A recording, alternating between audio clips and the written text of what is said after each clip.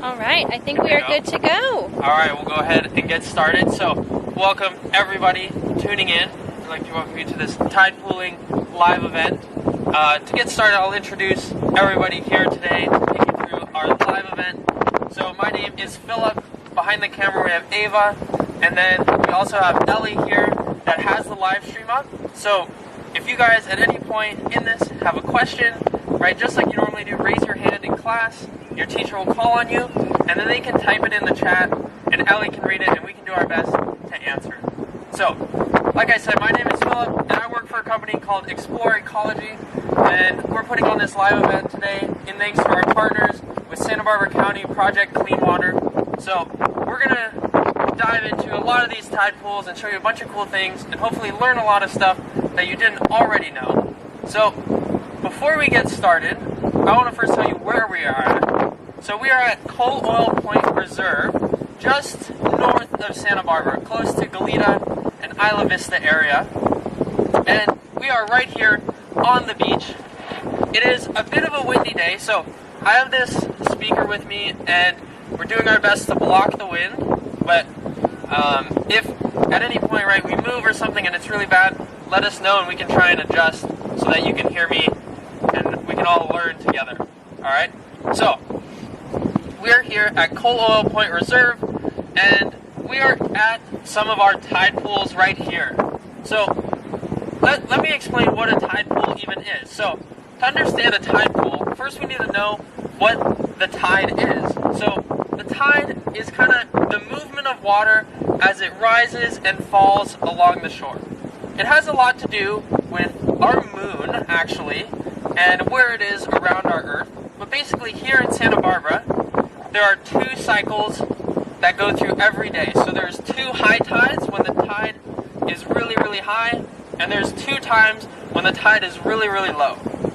And the tide pools exist in that little space between high tide and low tide. So sometimes they are underwater, and sometimes they are out of the water. And we're going to talk a little bit more about that and the importance of that. So, animals that live here have to deal with being underwater and have to deal with being out of the water. So, some of those things that they have to deal with, we call them biotic and abiotic factors. So, biotic factors are other living things that they have to deal with. So, because it's such a small space between high tide and low tide, there can sometimes be some competition, right, between organisms, depending on food they can eat, or just space that they can have as their habitat and live. So that would be abiotic, competing with others. That would be biotic. Abiotic factors are things that aren't alive. So, things like the sun and the wind, which there's lots of right now. Also, dealing with water, right? Half the time they are under the sea in salty water, and then the water goes out, and they're in this wind and sun in this dry environment. So, we're going to talk about some adaptations that organisms have specially kind of evolved over thousands of years in order to call this place their home. So, super cool. I think the intertidal is one of the coolest places along the coast of California because there's so many things that just make it happen somehow. So, to get started, I want to talk to you about one intertidal superstar, an organism that does it really, really well. We're going to pan over here and hopefully try and look down here at this cluster of mussels. So, here we go, maybe I can stand a little closer. So here are some California mussels. And there's several of them in this bunch here. But mussels, they're in the phylum Mollusca, okay, which is a pretty cool phylum, and a phylum is kind of like a family but bigger. So they're kind of related to octopus and sea slugs and other things that live in shells, right? So they are in the phylum Mollusca, and there are lots and lots of them around the intertidal all along the coast of California. And there are some strategies that these mussels do really well. One of them is they have shells, right? They have two shells. They are considered a bivalve, right? Bi meaning two, so they have two shells that kind of close together. If I set these down, I can kind of show you, right? They have two shells that kind of close together. So when the tide goes out, those shells are going to close, and they can hold all that moisture inside of their shells, right? So they don't dry out in the sun and all this wind.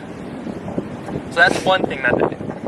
Another thing that they do is they have these things called byssal threads. So it might be a little hard to see, kind of these hairy looking things. Zooming in a little bit. Zoom in a little bit. There we go. Basically imagine some of these kind of hairs that stick up there act like an anchor for them on a rock. So unfortunately, this group of mussels came loose. But most mussels that you find in the intertidal are going to have these byssal threads that act like anchors to a rock, and that's going to hold them there in place while the tide comes up and goes out, right? So you think about, as the tide's coming up and going out, there's going to be waves constantly crashing onto these mussels, and those anchors are going to hold them nice and tight in place. Because if they didn't have those, right, they're going to be bouncing all around. They're going to hit rocks and sand and each other, right? And it's going to be really hard to live in that. So they got these really strong anchors and these really strong shells to kind of hold themselves on the rock to defend against all the force that waves are coming at them. So, California mussels, super cool. Have two really cool adaptations, right? Those byssal threads to hold them in place, and the shell to hold in moisture. One bonus thing to talk about with the byssal threads is that actually UCSB, one of the universities right nearby here, actually is studying these threads in order to figure out their secrets of why they're so strong, in order to maybe one day make products that are also really, really strong that could help us out in other ways. Super cool. Alright, so those are mussels. Now, I want to talk about another thing in the phylum Mollusca, and for this we're going to have to zoom in onto the rock. So hopefully try and see a cluster of some barnacles and limpets. So, now I said we were going to talk about the phylum Mollusca, and that only applies to our limpets here. So, you might be able to see, they look like little hats almost, sitting on the rock. There's kind of an opening here with a few of them. So limpets are a mollusk, but they don't have two shells, they only have one. And what they do is hold themselves against the rock. So the rock almost acts like a second shell. But when the tide comes up, those limpets are gonna kind of lift off of the rock, and they're gonna walk around, and they're gonna graze different types of algae or things that are growing on the rock. And then the coolest thing is they usually return to the same exact place when they hunker down and kind of the tide goes out. Okay, so they're going to go to the same place when the tide goes out to keep in all their moisture. Now, also there were some barnacles. They're really, really small. We didn't find any big ones here to show you, but you may have heard of barnacles before, and they aren't actually a mollusk. They are more of a crustacean, which is another phylum, but they're more related to shrimp or lobsters or crabs.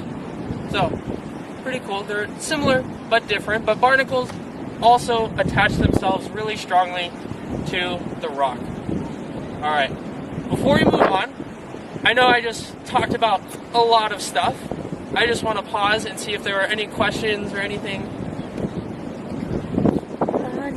No question? All right. Yeah, I think you're doing good. Awesome. So, I'll go forward a little bit, right? If somebody, maybe my pause jarred some questions, we can come back to anything that I've already talked about to answer questions. All right. Now, I heard my speaker went out, so let me try and turn it back on real quick. Testing, testing. Oh, there it is. Okay, it's back. Hopefully you could hear me while it went out. Okay, so speaker's working. Now we've talked about some of our mollusks and some of our crustaceans here. Now I want to go on to another really cool animal in the intertidal that actually is also an intertidal superstar, just like our mussels, and these are anemones. So it might be a little tricky to see, but we're going to do our best to zoom in down here to see this anemone. So right here, you can see we have an anemone, and they're circular, and around the outside they have some tentacles. Okay. Usually they are kind of a greenish, maybe even a little purple in color. But anemones, one thing that they can do to survive the intertidal is that they can actually close themselves up. They kind of tuck in on themselves, and when they tuck up, they can kind of hold on to pieces of rocks and shells and debris that's around them to act as like a shield against the sun when the tide goes out.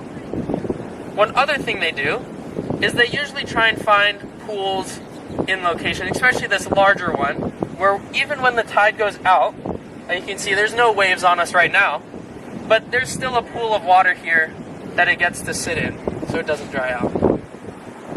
One really cool thing about anemones are their relatives. So anemones are in the phylum Cnidaria, right? So kind of like a family, but bigger than a family is a phylum. So they're in the phylum Cnidaria, and other things in Cnidaria are jellyfish. So you may see the resemblance now with some tentacles, but really they look quite a bit different. But because they're in this family, they actually have stinging cells. So all anemone in their tentacles have stinging cells. So that is how they catch their prey. When their prey comes by, small animals or something comes by, they're going to sting it with their tentacles, and then they're going to bring it to their mouth, which is that hole right in the center of that circle, right? And then they're going to digest it, and then actually once they're done eating their food and they have just the remains, it's going to go out that same hole. So it's just kind of like a little pouch, like their mouth and their stomach, to digest and eat all their food and then release it when they're done. Pretty cool. So you may be wondering, or you may be in the past have been to a tide pool and you've touched an anemone, right? And you're like, well, it didn't sting me. Well, actually, it did. So our fingers and our skin is actually thick compared to what anemones are eating. So we don't feel it as any pain or anything that hurts, right? But we do feel it as something kind of sticky, right? Because those stinging cells are still getting stuck in our finger, right? So even though it doesn't hurt, they still sting you, and they're kind of holding on, but then when you pull away, right, you can easily detach yourself from the anemone. But super cool. I love anemones. And the last thing I want to talk about, this anemone, is something called symbiosis, or something that's symbiotic. And what that means is, let me fix my mic again here, is that there are two things that are, let's see, testing, okay. Things that are symbiotic are two things that are working together to help each other out. So here, the anemone is working together with an algae called zooxanthellae. It's a big word, it's really fun to say, but zooxanthellae is an algae that causes all the green color in our anemone. And that algae does photosynthesis, which means it gets energy from the sun, right? And lives that way, and it gives some of that energy to our anemone friend. And in return, the anemone is going to protect the algae and give it a home. Alright, super cool. Anemones, one of my favorite intertidal superstars. Alright, we'll stand back up. Are there any questions that came through now? There are. Alright, nice. First question is, when did you develop the passion to explore tide pools? When did I develop? Great question. I was probably in 5th grade or so. Oh, well, it keeps going out. We're not going to keep playing with it. Hopefully you can hear me well still with just my voice. So, when I developed the passion for tide pools was probably when I kind of fell in love with the ocean in general, which was probably about 5th grade. I went on a field trip to Catalina Island, which is one of the Channel Islands off of the coast of California. and I did some snorkeling and tide pooling and kayaking, and really just saw all the wonders that California has on its coast and in its oceans, right? And so since then, I've been pursuing all different kinds of things that can help me learn more and teach others about the ocean. Great question. All right, the next question is, anything special that you're hoping to find today? Ooh, anything special that I'm hoping to find today? So we actually found a really cool thing, but I'm not going to tell you what it is just yet. Okay, we're going to get to it soon enough, but I found a really cool thing, and I'll tell you when we get to it. Okay. What specifically does a sea anemone eat? What specifically does a sea anemone eat? Good question. Fish, small fish probably. I think Ava's helping me out here too. I'm not totally sure, but yeah, it would have to be really small, right? And something moving around. So likely small fish going through the tide pool. So right now, it's probably not eating, right? Because the tide's all the way up. But when the tide comes up, there are fish that come with the tide too, and they're going to swim around and maybe accidentally get a little too close to an anemone and get eaten. So right now it's not eating, but maybe later when the water comes up. Anemones are what we call opportunistic carnivores, which basically means that they like to eat meat when they can, but they'll pretty much just eat what's available to them. Because if we zoom in on this anemone, we can see that he has a really, really hard time moving out of his spot. So as soon as anything comes close enough to him to be stunned by those stinging cells that Philip was talking about in his tentacles, he's going to close up and pretty much eat anything that he can get his tentacles on. Perfect. But he likes fish best. Great. Thank you, Ava. Okay. A couple more questions. The next question is, can sea anemones be taken out of the tide pool? Good question. So, I know I'm a super big fan of sea anemones. I know that usually they don't like to move, and usually one of their things, like they do well with the mussels, is that they hold on really tight in place, but they can move if they have to, right? If they're threatened by a predator or something like that, right, and maybe their stinging cells aren't doing a good enough job, they can move. But as far as if I were to try and take it out, it would probably be really difficult for me to do that. Yeah. Okay. Great question. A couple more as well. All right. Do two more. Do you know of any more symbiotic relationships that exist in tide pools? Other symbiotic relationships that exist in tide pools? Good question. This isn't an example about tide pools, but one that's really famous.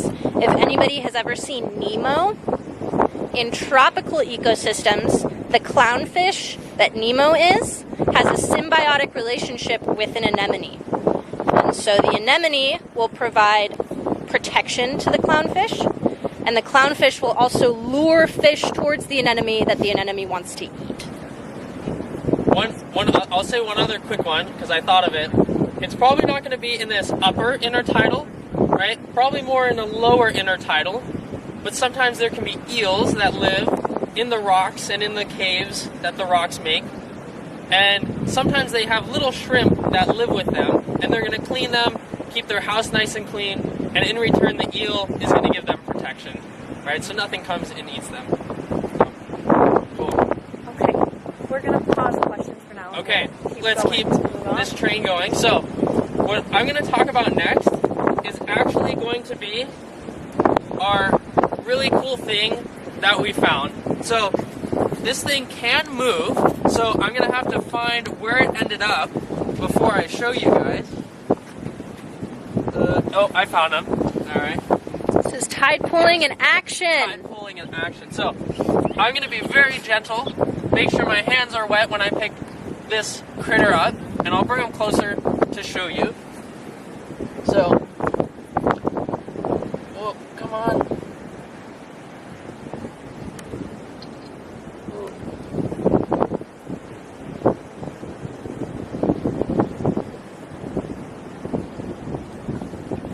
Being very gentle. Yeah. Being gentle is really important when we're touching any animal, but especially animals in tide pools.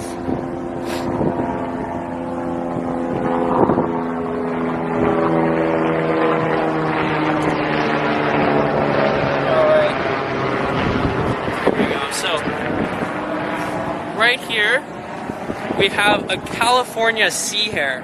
So this is a sea slug. It is in the phylum Mollusca, right? If we think back, remember our mussels were also in this phylum. So this California sea hare is related to our mussels that live in that shell. So California sea hare, it's a little hard to see because it gets pretty floppy when it's out of the water. But on its head, it kind of has two ears. You can kind of see it. They're kind of flopped down here, but you can imagine it has two parts of its body that looks like ears, and that's why they call it a sea hare. So it's a hare like a rabbit, not like the hair on your head, but super cool. And this one is really, really small, but they actually can grow to be really, really big.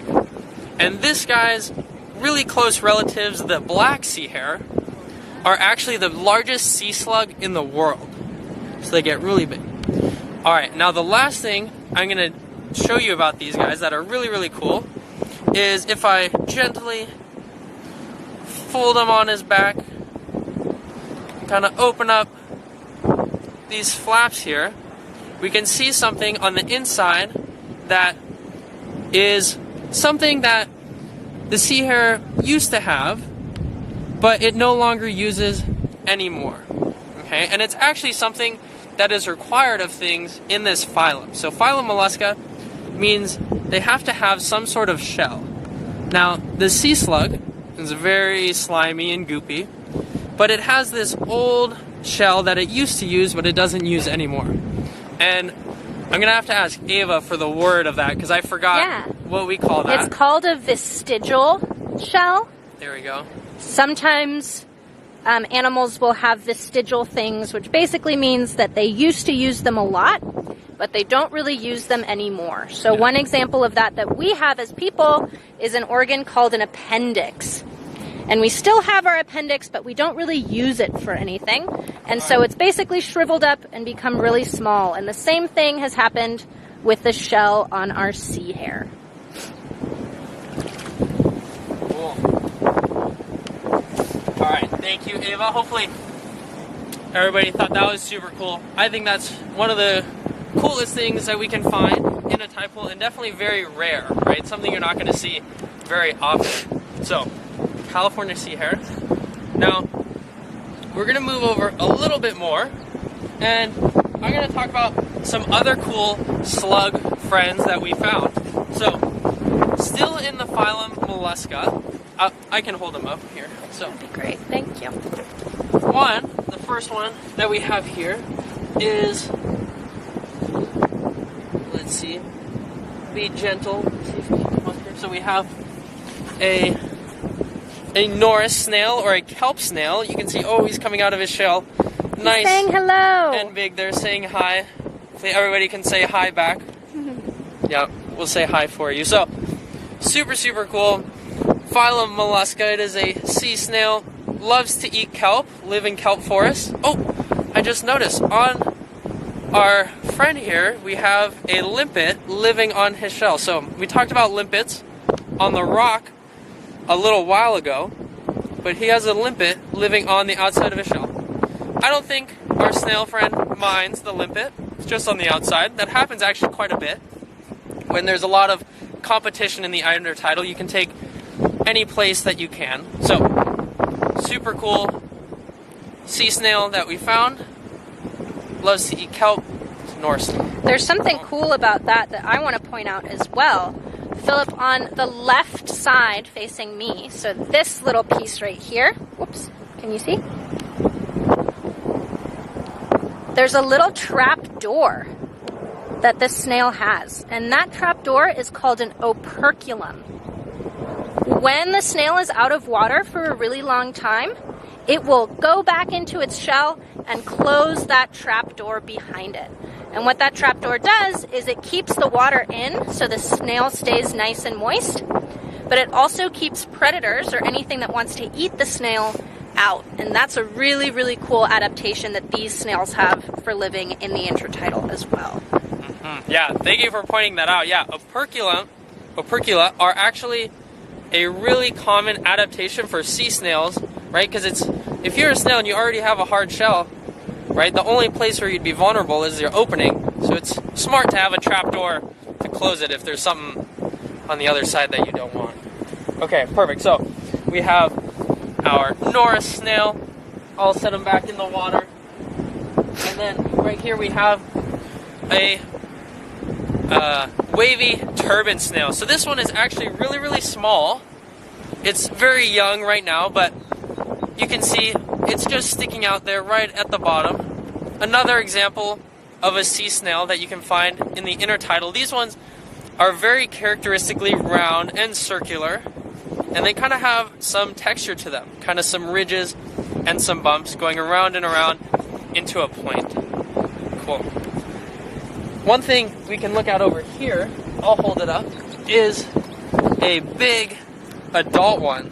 So this is how big they can get. So you can definitely tell this is a baby, but there's no longer a snail living in here. It's just a shell. So cool. Wavy turban snail.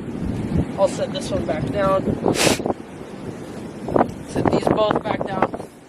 And this last one I'm just going to talk about briefly. Let me get a little further away from the camera for this one. So this here is just a shell, but it's from a Kellett's whelk. Okay, another sea slug in the phylum Mollusca. But what's cool about Kellett's whelk is that they are actually carnivores. So they are going to eat meat. They are going to hunt other sea slugs or other animals, right, that are living in the intertidal, and they're going to eat them, as opposed to eating algae or different other plants growing on rocks and different things like that. Cool. Alright, so we've talked about some of our different sea slugs. Oh, let me talk about our abalone real quick before we move on from sea slugs. So, with me today, I brought this. I didn't find this, but this is most likely a red abalone shell. So abalone are really, really cool and really, really special to California. And one thing that's really cool and popular about them is that the underside of their shell is very pretty and iridescent colored. So sometimes in history, right, they've been known to kind of use these for jewelry or in other types of designs, right, using their pretty colors. But just like we were talking about our other sea snails and sea slugs, right, these are also in the same phylum, same big family, right? And they also only have one shell, so they don't have a second shell. They just have one, and they have a big kind of almost like a suction cup on the bottom, but we call it a foot, right? So the part that we showed you from our other snails that is sticking out, that's called the foot of a snail. So this abalone, when it was alive, lived under this shell against a rock, right? It's going to be against a rock, using that as another form of protection. And it roams around, and they are herbivores, so they don't eat meat, but they love to eat plants, and they're also really slow growing. So this abalone is actually really, really big. It's probably several years old to get to this size. Super I would cool. say more in the range of decades. So that's probably Okay, yeah. a 20 to 30-year-old There you snail. go. Yeah. Super, super old, right? Great. Yeah. Awesome. Shall we? I want to share one more thing about abalone. If you would flip him over that and hole. show us the inside, Okay. all of that really beautiful iridescent pearliness that Philip was talking about, that is made by the abalone itself. So like a lot of other sea snails in the ocean and in the intertidal, abalone make their own shells, but they do it in a really special way. The way they get that really beautiful pearly color is by laying these tiny, tiny plates of their shell material on top of each other. And those plates then reflect the light, and they create that really beautiful rainbow that you might be able to see on camera right now. Perfect. Yeah. Abalone. Super cool. I could talk about abalone all day. All right. Shall we take maybe a couple questions, if there are a couple questions? So, going back to talk about barnacles, Yeah. we have a question. How do barnacles form? Good question. So barnacles actually start off as a little larvae that are floating through the water.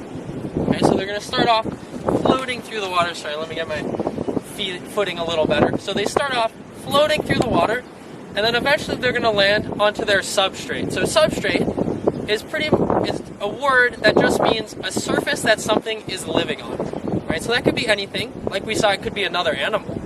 But the little larvae is going to end up on a substrate, and then it's going to produce this really strong kind of cement glue, and it's going to glue itself in one spot, and then it's going to start growing, and it's going to build kind of a home around itself, and it's going to do all of its eating and living from that home on one place at the rock, or wherever it ended up. Could be a rock, could be another organism, could be pier piling, could be different things. Cool. Another question? Going back to the California hare. Yeah. We have two questions.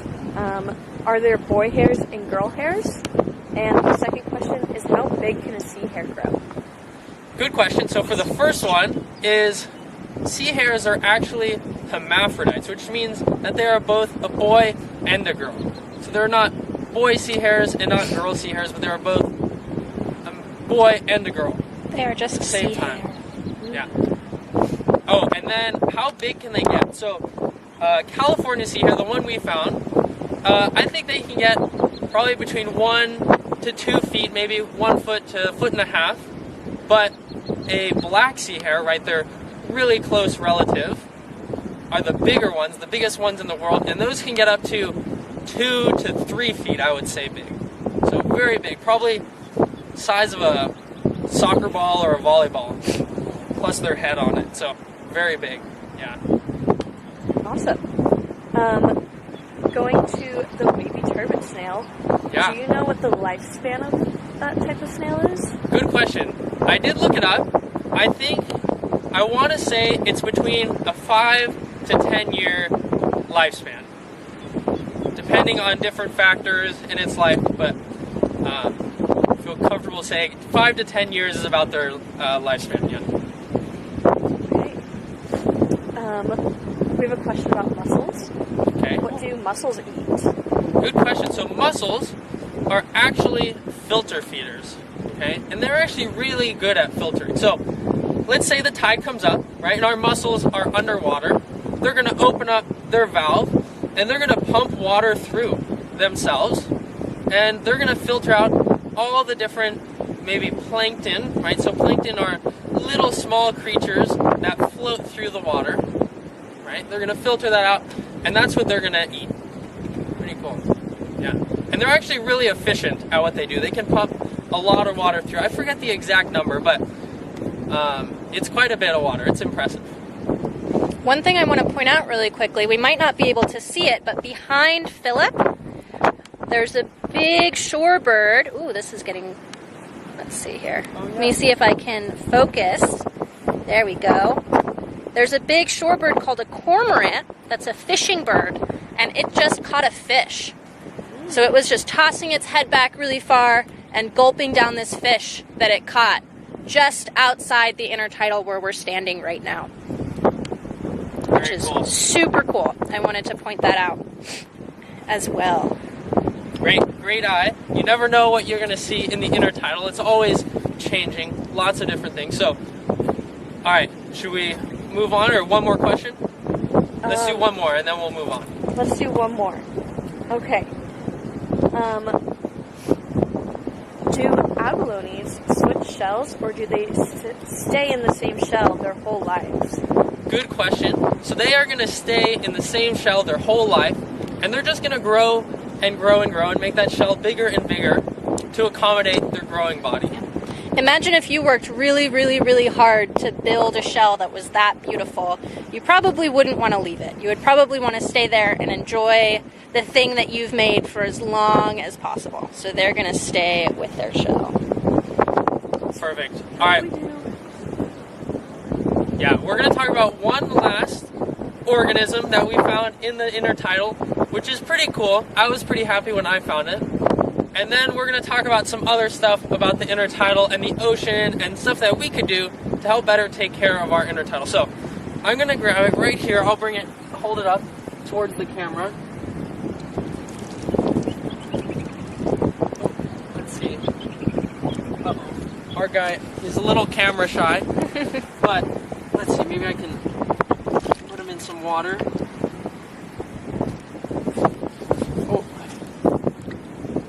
Well, in this shell, might be really hard to see. Having a little bit of a hard time seeing the shell. There we go. Here he is. Is a hermit crab, and he's actually pretty big. So he's only coming out. Oh, there we see. There he goes. Woohoo! Yeah, he's a little camera shy, but yeah, this is a hermit crab. So kind of a good segue from that last question of, do abalone change shells? No, but hermit crabs do.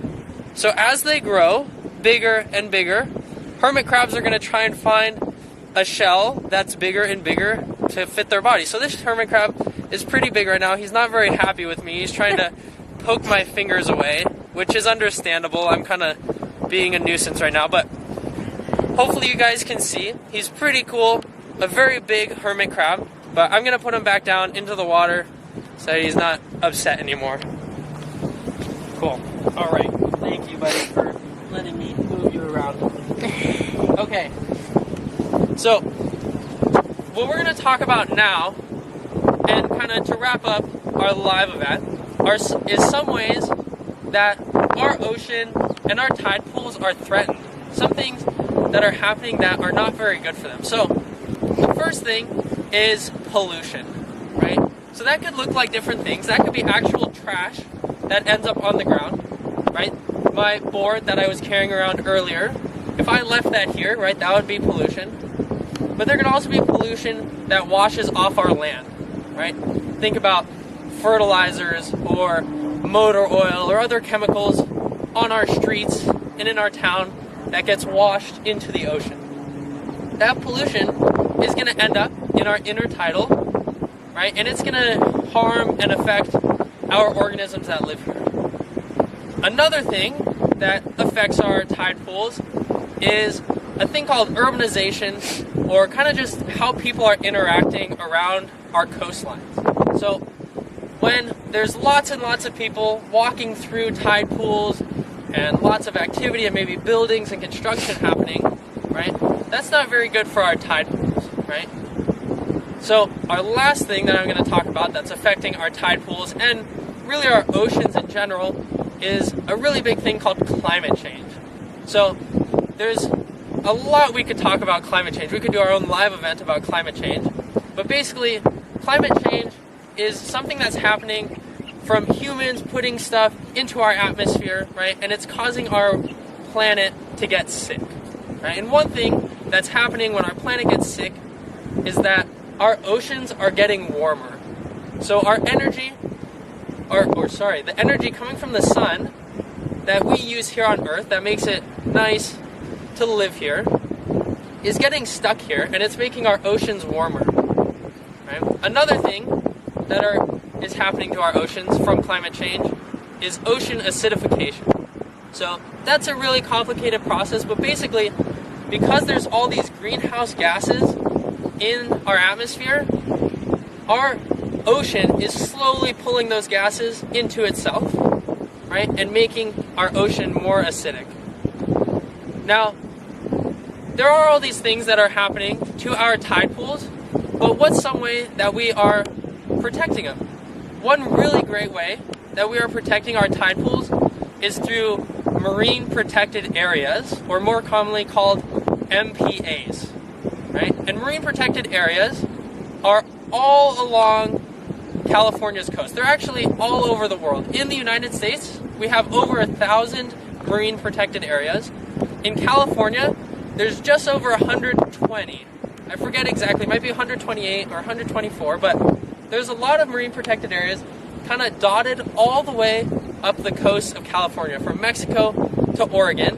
And these act like little hubs where organisms and everything are protected and can't be hunted or fished or taken, right? And they're going to help spread all the biodiversity and all the animals in areas around. So right now, we are actually standing in a marine protected area. So it is against the law for us to take anything here. So everything that we found, from our mollusks to our mussels and our sea hare, we're going to leave that because that belongs to the ocean, right? But things that we brought, we are going to take with us and make sure we don't leave the trash here on the ground. All right, do we have a question? Yeah, are we allowed to visit MPAs? Great question. So you are definitely allowed to visit MPAs. You can think of them almost like a national park, right? MPAs are protected for the animals, right, to keep them happy and healthy and living well, but they're also preserved in order for us to enjoy. So we can come and look at all the natural beauty that there is in our oceans and on our tide pools. Good question. So that pretty much brings us to the end. The last thing I want to talk about is what can we do, right? What can you do to kind of make better decisions for our tide pools? And basically what that looks like is doing your best not to contribute to pollution, right? So making sure your trash ends up in trash cans, right? Maybe if you decide to ride your bike somewhere instead of driving, that could make a difference. But anything like that, right, polluting less, right, is going to overall help our health of our earth and of our tide pools. All right. Yeah, one more question. What does marine debris mean? Good question. So marine debris is any pollution that ends up in the ocean. So I actually have an example here. And while we were finding all of our organisms, I actually found this golf ball in our tide pools. So this would be considered marine debris. It is trash that ended up in our ocean, in our tide pool, right? Something that wouldn't have been there on its own. So what I'm going to do, I'm actually going to take this and I'm going to dispose of it because it's something that doesn't really belong here. And it doesn't have anything growing on it, right? It's not a home for anything. So we'll take it and throw it out. All right. Yes, another question. What are the 3 R's? Does that help with marine debris? The 3 R's. So I talked all about making less pollution, right? Making sure things get thrown in the trash. What we can also do is make less trash to start with. And what we can do is reduce, reuse, and recycle, our 3 R's, right? Reducing, making less trash, reusing, right? Instead of buying new things, to just use what we have. And then recycling, right? Something can be made into a new thing. All right, so I think that pretty much wraps up our live event. I hope you guys enjoyed it. Hopefully you learned a lot about our different intertidal creatures, some things that they have to deal with every single day, right? And some adaptations that help them deal with those abiotic and biotic factors. But, all right, thank you guys so much, right? And yeah, hopefully one day maybe you can check out these tide pools with your friends or with your family. What should they do if they still have more questions? Should they tell their teacher and the teacher can email them? Yes, we can respond to questions through email. There you go. If you still have questions and your teacher can't answer them, right, you can email us and we will get back to you. Great question. But, all right.